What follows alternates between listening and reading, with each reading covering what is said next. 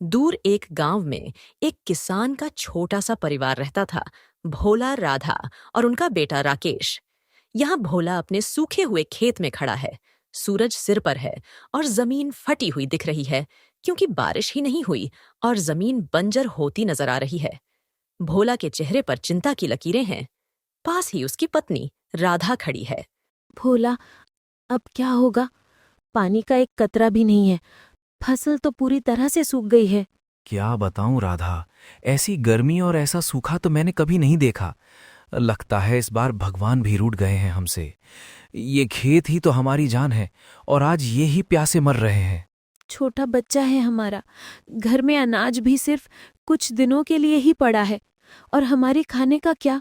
और कुछ हफ्तों बाद हमारे राकेश का जन्मदिन भी आने वाला है। हम उसे क्या बोलेंगे उस दिन? कितनी बार झूठे दिलासे देते रहेंगे उसे कि उसका जन्मदिन क्यों नहीं मना पाते। जानता हूं राधा, मेरा भी बिल बैठा जा रहा है। मैंने अपनी पूरी जान लगा दी थी इस फसल में।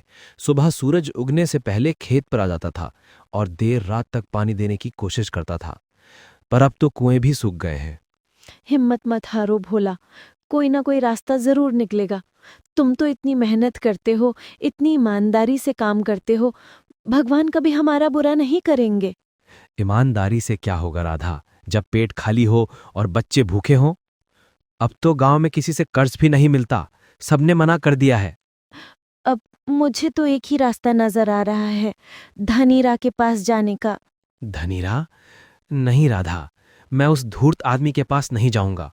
तुम जानती हो वो कितना लालची है। वो तो गिरी हुई हालत में भी लोगों का फायदा उठाता है। पर और कोई रास्ता भी तो नहीं दिख रहा भोला।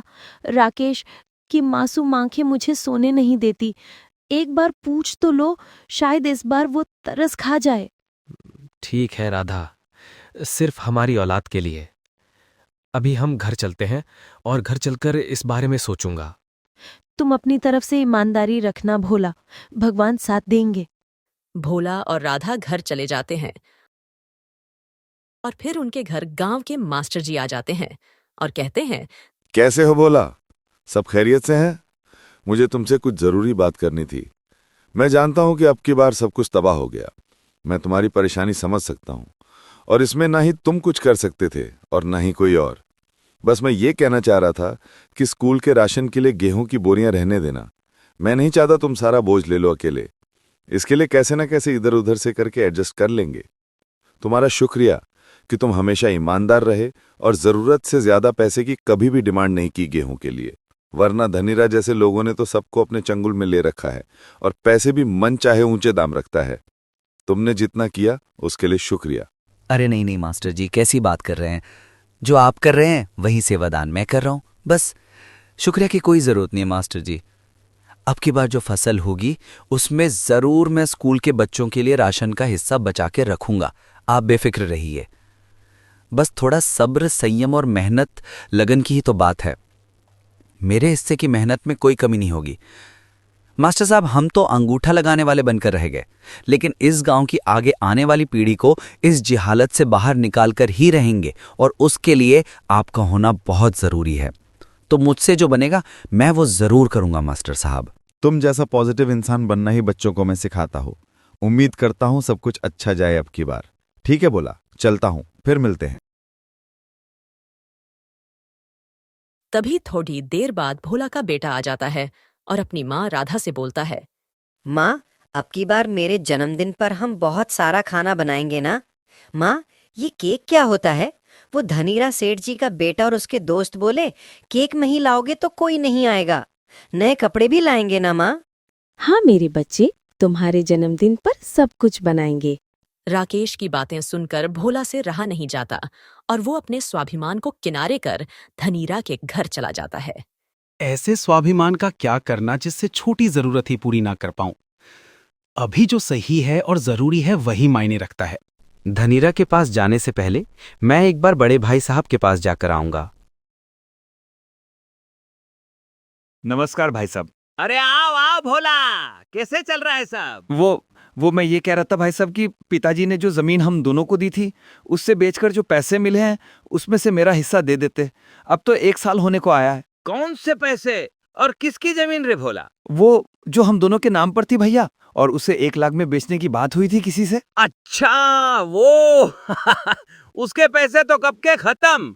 तुमको उसी वक्त आना चाहिए था ना। पैसे खत्म भैया? पर मुझे तो कुछ भी नहीं मिला। भैया मैं आया था, लेकिन आपने ही बोला था 6 महीने बाद बात करना, और फिर 6 महीने बाद भी आपने बोला कि अगले 6 महीने में सब पक्का। अच्छा, वो सब छोड़ो। भोला वो पैसे इसलिए नहीं मिले तुमको क्योंकि वो खर्च हो गए। सरकारी कागजी कार्रवाई में खर्चा हो जाता है भोला। तुम पढ़े लिखे होते तो समझ पाते इन बातों को। अब तो बस 5,000 बचे हैं बस। तो भैया वही दे दीजिए। वो तो अभी नहीं मिल सकते भोला। उसमें कागजी कार्रवाई लगेगी कि तुमको तुम्हारे पैसे मिल गए हैं। उसके लिए बाद में आना, ठीक है? अगर तुम कागजी कार्रवाई कर सकते हो तो जल्दी दे देंगे। भैया कागजी कार्रवाई तो नहीं हो पाएगी, तो मुझे कुछ उधार पैसे ही दे देते भाई साहब। मुझे बहुत जरूरत अभी पैसों की। उधार तो नहीं दे पाऊंगा रे भोला, उधार न हो पाएगा। अभी मेरे बेटे का बड़ा इंग्लिश मीडियम स्कूल है और उसकी फीस भी देनी है, और वो अपने दोस्तों के साथ टूर पर भी जाने वाला है, तो उसके लिए भी चाहिए ना कुछ तो। और बोल रहा था नई साइकिल के लिए, वरना स्कूल नहीं जाएगा। तो वो उधार तो नहीं हो पाएगा। तुमको पैसे दिलवा सकता हूं, लेकिन उसके लिए मेरे पास जमीन गिरवी रख जाओ और मकान भी, या फिर अपनी जमीन मुझे और मेरे पार्टनर को भेज दो। पैसे मेरे बिजनेस पार्टनर से हाथों हाथ दिलवा दूंगा। फिर देख तेरे लिए कितना कुछ सोच रहा हूं मैं। कुछ गहने वगैरह भी है क्या तुम लोगों के पास? और तेरा लड़का क्या करता है? भाई हम गहने नहीं है, बस मंगलसूत्री है। और लड़का स्कूल जाता है, अपने आप चाव से चला जाता है और अभी पास हुआ है। क्या करेगा पढ़ लिख कर? कुछ नहीं होता पढ़ाई लिखाई से। जब तू अपने खेत गिरवी रखेगा ना, तो उसे मेरे यहाँ खेतों में भेज देना। मेरे यहाँ खेतों में काम करेगा तो तेरी थोड़ी मदद हो जाएगी, तो पैसे तेरे घर में आएंगे। तो ऐसे किसी के घर घर घूमना नहीं पड़ेगा तेरे को। भाई साहब बिना जमीन के मैं क्या करूंगा? ठीक है, मैं सोचता हूँ आपके इस प्रस्ताव के बारे में। अभी चलता हूँ। वह एक सीधे धनीरा के घर की ओर जाता है। धनीरा का आलीशान घर गंगापुर गांव। अंदर से ताजा ताजा घी से बने पकवानों की महक आ रही है। नमस्कार धनीरा भाई साहब। अरे भोला, आओ आओ, बड़े दिनों बाद हमारे घर का रास्ता भूले। कहो कैसे आना हुआ? लगता है फसल अच्छी हुई होगी तुम्हारी, इसीलिए कुछ उधार चुकता करने आए होगे। नहीं भाई साहब, फसल तो इस बार पूरी तरह से सूख गई है। गांव में सूखा पड़ा है, आप तो जानती ही हैं।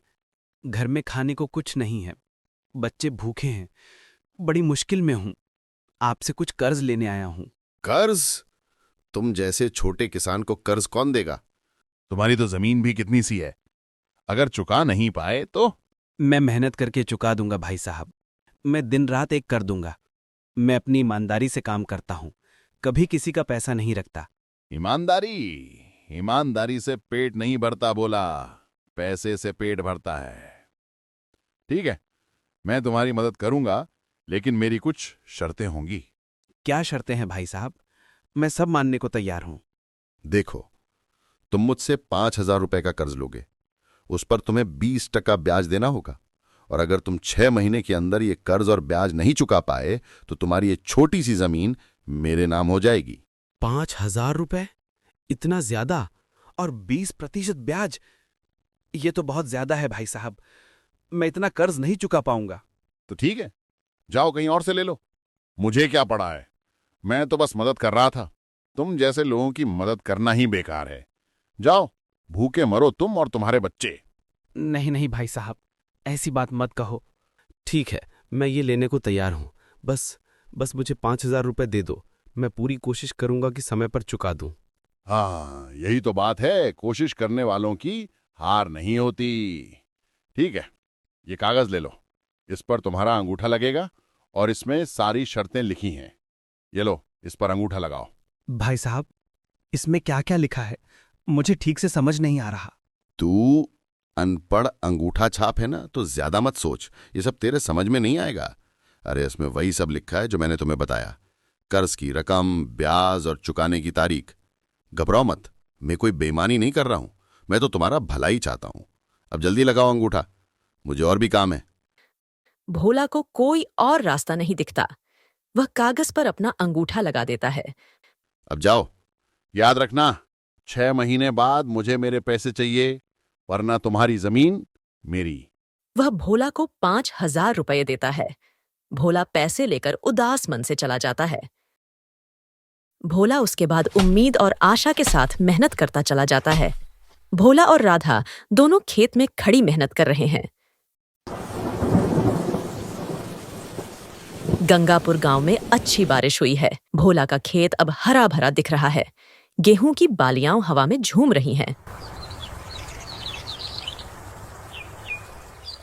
देखा राधा, भगवान ने हमारी सुन ली। इस बार फसल कितनी अच्छी हुई है। मैंने तो कभी सोचा भी नहीं था कि इतनी शानदार फसल होगी। हाँ भोला, तुम्हारी मेहनत और ईमानदारी का फल मिला है। तुमने दिन रात एक कर दिया था। बच्चों को भी अब भरपेट खाना मिलेगा। इस बार हम धनीरा का कर्ज भी चुका देंगे। मुझे उसकी चिंता बहुत सताती है। हाँ भोला, मुझे भी उसी की फिक्र है। वो बहुत ही लालची आदमी है। चिंता मत करो राधा, मैंने एक एक पैसा गिनकर रखा है। मैं अपनी सारी कमाई से पहले उसका कर्ज चुकाऊंगा। कुछ हफ्तों बाद फसल कट जाती है। भोला बाजार में अपनी फसल बेचता है और उसे अच्छे पैसे मिलते हैं।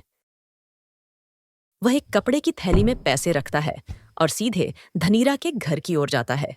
नमस्ते भाई साहब। अरे भोला, आ गए तुम। सोचा नहीं था इतनी जल्दी आओगे। कहो, कुछ और कर्ज लेने आए हो क्या? नहीं भाई साहब, मैं आपका कर्ज चुकाने आया हूँ। भगवान की कृपा से इस बार फसल बहुत अच्छी हुई है। ये लीजिए आपके पूरे पैसे। धनीरा पैसे देखता है। उसकी आंखें एक पल के लिए चौड़ी हो जाती हैं। वह जल्दी से पैसे गिनता है। उसे विश्वास नहीं हो रहा कि भोला ने पूरे पैसे चुका दिए हैं। अरे भोला, ये तो तुमने पूरे पैसे नहीं दिए। अभी भी तुम्हारे ऊपर 5,000 रुपए का कर्ज बाकी है। 5,000 रुपए? ये क्या कह रहे हो भाई साहब? मैंने तो हिसाब लगाकर पूरे 5,000 रुपए और जो तय हुआ था वो ब्याज भी दिया है। मैंने एक एक पाई जोड़ी है। हिसाब? कैसा हिसाब? तुमने पिछले साल जो कागज पर अंगूठा लगाया था उसमें साफ साफ लिखा है कि तुम्हें 10,000 रुपए देने होंगे। वह कागज निकालता है और भोला को दिखाता है। 10,000 रुपए? ये कैसे हो सकता है? मैंने तो सिर्फ 5,000 रुपए का कर्ज लिया था। मुझे लगा था कि वह सिर्फ कर्ज लेने का दस्तावेज है। ये तो सरासर बेईमानी है। खबरदार भोला, अपनी जबान संभाल कर बात करो। मैंने कोई बेईमानी नहीं की। जो कागज पर लिखा है वही सच है। अगर तुम 5,000 रुपए नहीं दोगे तो तुम्हारी जमीन मेरी हो जाएगी। ये अन्याय है धनीरा। मैंने कभी इतनी बड़ी रकम का कर्ज नहीं लिया। तुम झूठ बोल रहे हो।